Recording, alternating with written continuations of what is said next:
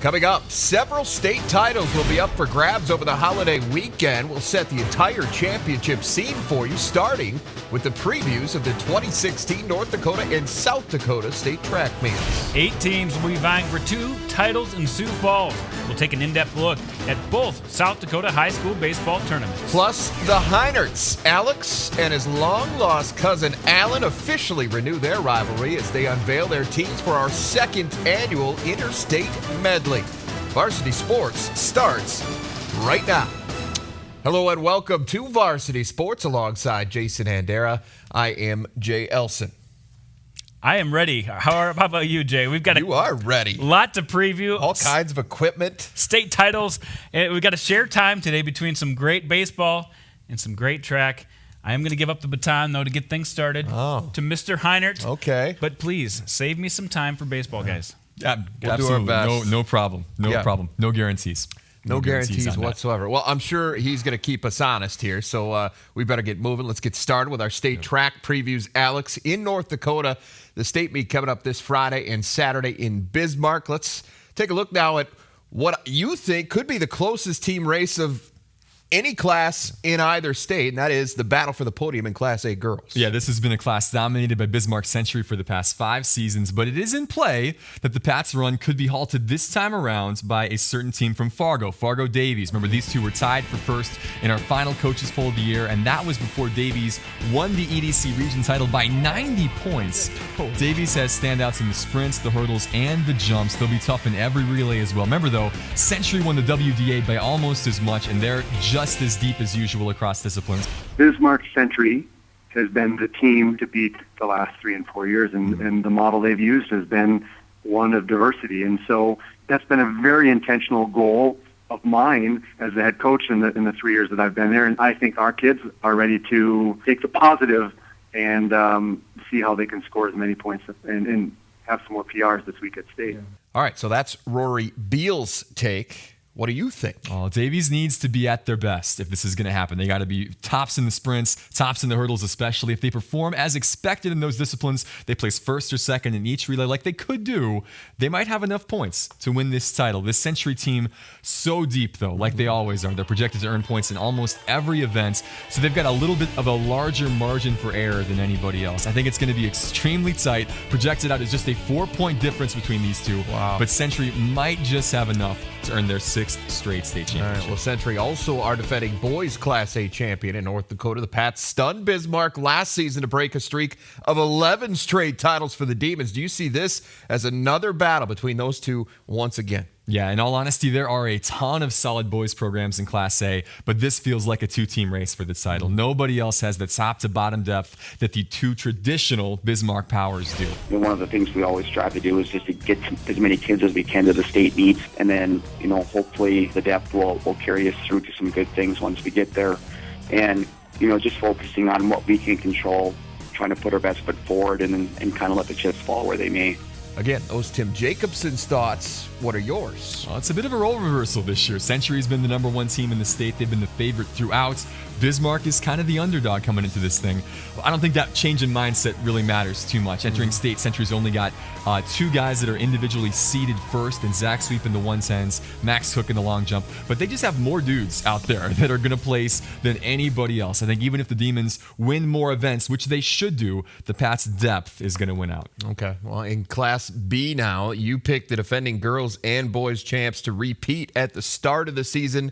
Now that we're at season's ends, though, are you going to stick with Hazen's girls and Newtown's boys? In short, yes. I think Ricky Lindley, Asha Smith, and Kaylee Ogle of Watford City could make life very interesting for Hazen on the girls' side, but the Bison are so deep and so good in the sprints, the hurdles, the relays, and the jumps. I think Hazen wins their 2nd straight girls' title without too much trouble. What about the B-boys then? Hey, no other class in either state has as unique a team race as this one. We know Newtown is only going to score points in 4 events. That's it. The 3 distance races and the 4x8. But they've got so many top kids in those events that it might not matter. But if those distance kids just drop down a couple of places on the podium, I think Dickinson Trinity is in a great spot to take advantage. Dawson Cram leads a really talented group of sprinters. They will earn a lot of points in the 1, the 2, the 4, and the sprint relays.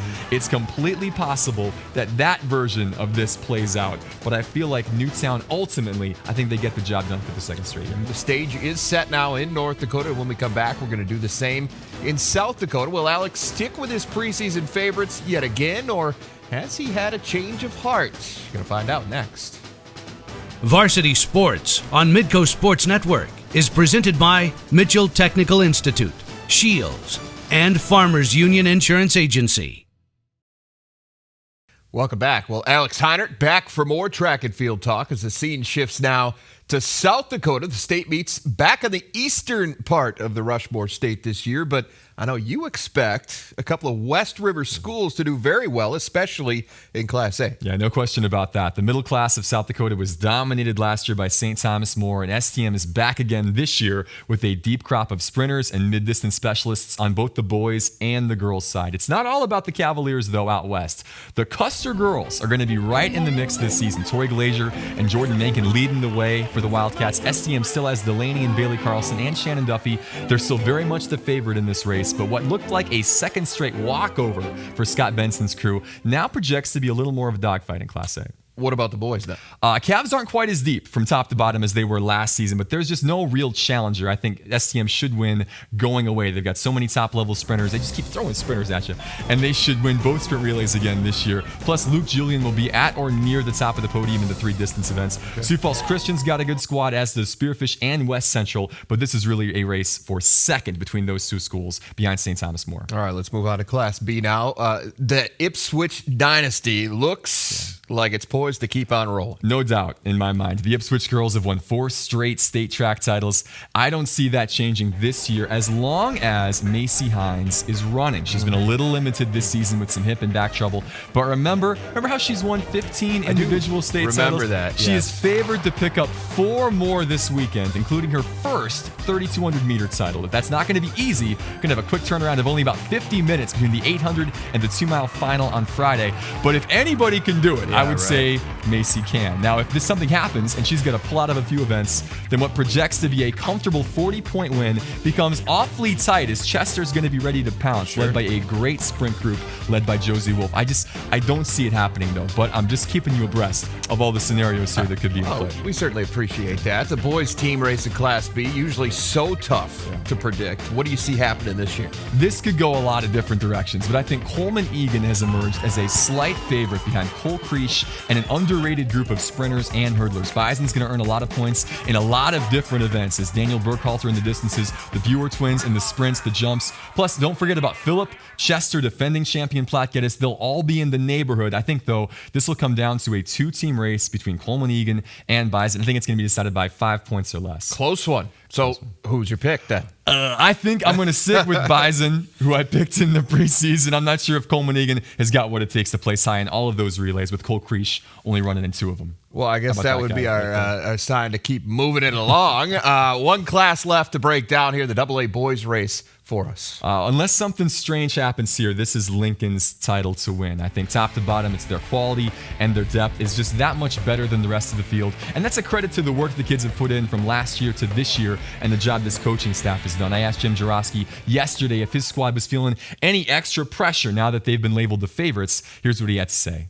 I think coming into the season, I don't think they expected to be, a state title contender. So I don't think that they feel the pressure that, I think I feel the pressure. I haven't slept for a couple nights, but I don't know if they feel the pressure. All right, so some sleepless nights, apparently, this past week for Jaws. Should he be worried about the pack chasing down his Patriots? Honestly, I just don't think so. I think Washington, Watertown, and Stevens are going to score a lot of points in a variety of areas, but it all comes back to depth in the AA side, and no school has got more of it, especially in the field, than Sioux Falls Lincoln. They won the title 2 years ago. I think they return to the top spot this time around. Okay, all right. Well, last but certainly not least, the AA girls team race. We saw a change in this class in our last coaches poll, Alex, with Lincoln taking over the top spot from the preseason favorites from Brandon Valley. Have you seen enough from the Pats to change your mind too at this point?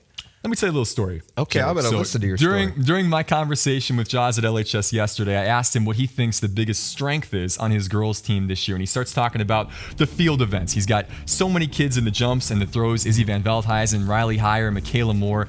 Then he kind of shifts to the sprints and the mid-distance. Jasmine Cooper, Alicia Owen, Elizabeth Binder, Caroline Sudbeck. He just keeps going. Then he goes on to the relay teams. Now they got a shot to win 2 or 3, and they should place high in the rest.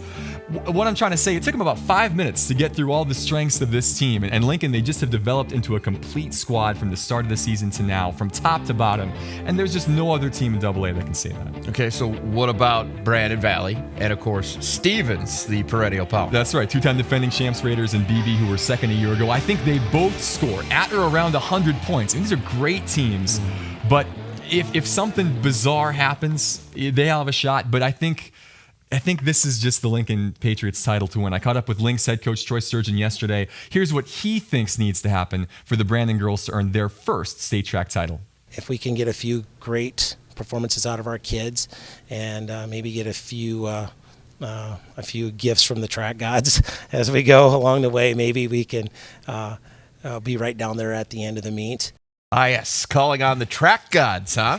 Doesn't hurt, right? Yeah, I mean, you do what you got to do. I think Brandon and Stevens really will make this interesting, but the Lincoln girls, they're going to win their first state title in 29 years. All right, well, there you have it. Thanks, Alex. Be on the lookout for more state track talk in podcast form coming up tomorrow on the Midco Sports Network podcast. You can find that on iTunes and, of course, on our website, midcosn.com.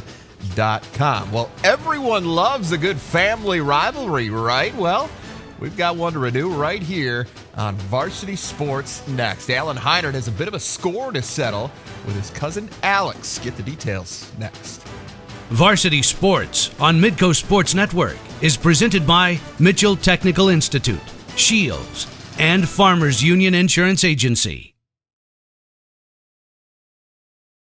It's been a year now since our inaugural Varsity Sports Interstate medley, which is a purely hypothetical matchup on the track between the best runners in North and South Dakota. Yeah, and if you recall, we took the best times in the boys and girls 2, 4, and 800s from each Dakota respectively in their state meet to come up with a team championship time. Yep, South Dakota took both crowns last year, but we're moving from the track to the field for this year's competition. And to break it all down, we're bringing back Alex Heinert and his smarter, better-looking cousin who hails from White Earth, North Dakota. It's Alan Heinert.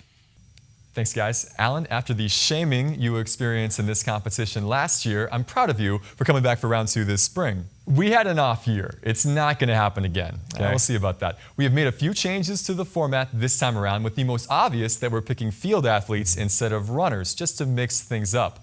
The athlete with the best mark in the 5 field events of our choosing will earn a point for their respective state. The state with the most points wins. Makes sense? Sounds good to me? All right, let's start with the throws, where I feel like you're going to be pretty confident across the board. Yeah, for good reason. One quick look at the Platinum leaderboard will tell you that North Dakota has the top shot and discus athletes around, regardless of gender. And ironically, they're all from the same school. West Fargo's Alex Talley has got the top shot and disc mark this year in the Dakotas, while his Packer teammates Akili Moten and Keely Walker have been dominating those events on the girls' side. That's going to be 4 points to the good for North Dakota. Easy. Easy. Moten and Walker are great, but Izzy Van Veldhuizen of Lincoln's not too far behind them, especially in the discus. And on the boys' side, Piers Max Reinke had the top platinum shot put throw for most of the season. Plus, Cologne's Matt Campbell is only a foot behind Talley's top mark in the discus this year. It is not a done deal just yet. Yeah, sure it's not. Hey, you know what is a done deal? You never driving the 575 miles to White Earth to visit. That and the boys' high jump. Here we go. Look, no North Dakota boy has gone beyond 6'5" this season. 6'5" is opening height for Zach Anderson of Parker, who, if you recall, cleared 7 feet this year. Look, that's one event. Plus, you could pretty much say the same thing for North Dakota in the girls' high jump. Hannah Arison of Red Rivers cleared 5'7" this spring. Plus, Bismarck's Rachel Schumacher's done 5'6", and a host of kids have cleared 5'5". Tell me, who does South Dakota have in that event? Hey, Michelle Johnson of Rapid City Central has cleared 5'6" this year, too. The Rushmore State's got more than a chance of taking them a point in that category. Okay, fair enough there, but you've got to agree that your long jump crew is a distant second to North Dakota this time around. Distance. Yeah. The girls in North Dakota by far the best in either state. Ricky Lindley, London Manchard, and Kylie Burton all got better marks than the best from South Dakota. And for the boys, Max Cook of Century went 23-4 last weekend. That's 10 inches better than anybody in either state. That's pretty solid. Okay, I can't argue that. But tell me, is there a more unpredictable event in track and field than long jump? I don't think so. The likes of Emma Stewart or Chase Corton could easily pull off something special in Sioux Falls. Now, we needed an odd number to guarantee a winner, so with all due respect to the triple jump, our last event is the pole vault. What do you think? Well, I think it's going to be close, right? I mean, for the girls, Grand Forks Central's Grace Finney, the platinum holder right now at 11 feet 9 inches. That's a mark that she just hit at the EDC region meet on Saturday. And for the boys, we've got 1 over 14.9 in Mike Harriff of Dickinson. What about you? Well, Cole Christensen of Brandon Valley's got the top boys mark in either state at 15 feet 1 inch. Well, Huron's Trent Franken has done 15 feet, so I'm feeling pretty confident on the boys' side. For the girls, Tevin Waddell of Mitchell and Whitney Scott of Watertown have both gone 11.6. Pole vault's a little unpredictable too, so we'll see how that shakes out. Yes, we will. I'm feeling pretty good about my chances, I gotta tell you. Hey, me too. Thanks again for making the trip. May the best state win. Oh, it will, my friends. We'll find out on next week's show. For Alan, I'm Alex. Back to you guys. All right, that was fun, but now it's time to get serious about baseball. We'll bring in Jandy next to help break down this week's South Dakota State baseball tournaments. Varsity Sports on Midco Sports Network is presented by Mitchell Technical Institute, Shields, and Farmers Union Insurance Agency. The field is set for the South Dakota State High School baseball tournaments, and you won't find a more detailed preview than the one you're about to get right here on Varsity Sports. Jason, let's start with Class A. First of all, let's take a look at how our 4 finalists qualified. Lincoln came in with the best record in Class A and captured another Region 1 title. They beat Washington 3-0 behind a dominant performance from their ace, Nolan Burchill. He tossed a no-hitter, going all 7 innings with 9 strikeouts. I was trying to keep my pitch count low so I could go throughout the whole innings. I knew I wanted this game, and my defense played great behind me. My catcher called a great game, and everything just kind of clicked today. All right, time to look at the rest of the field, how they got to the state tournament. Roosevelt earns a spot by getting an extra inning win against O'Gorman to capture Region 2, and Pierre repeats as the Region 3 champs with a win over Rapid City Stevens, and the defending champs survived a couple of scares. Brookings picked up a 1-0 win against Watertown and a 2-0 win against Aberdeen, and they've got a chance to defend that title in Sioux Falls this coming Saturday. All right, and now that Saturday is set, let's break down the matchups a bit. First game, Roosevelt and Brookings, 10 o'clock at Sioux Falls Stadium. Brookings has just purely played more games than anybody else. Their pitching staff is deeper than anybody thought. Roosevelt comes in peaking at the right time, and in a one-and-done scenario like this game is a total toss-up. They will be followed by Pierre and Lincoln. 2 teams that haven't played each other this year. They played for a state title just 2 seasons ago. Some of those key players still playing in this game, so it really comes down to pitching matchups. Because as you know, you try to throw that ace in the semifinal normally, and you see what you can muster in a championship setting. So we'll see if they go aces in the first game, both teams. Remember that championship game going to be live right here on Midco Sports Network. Let's move on to Class B. 4 teams qualified for state as well. Let's look at the highlights. Del Rapids and Sioux Valley battled on Sunday in a back-and-forth game, but it was Dells who got the upper hand late and held on for a 10-8 win. Well, I just told the boys in our breakdown I felt like I was a little more excited than they were, but it's good. I know the boys are very excited, but that was our goal, to make it back to the state tournament, and we still got work to do. 2 games left, and we were hoping to get to the state championship again and get a little redemption from last year.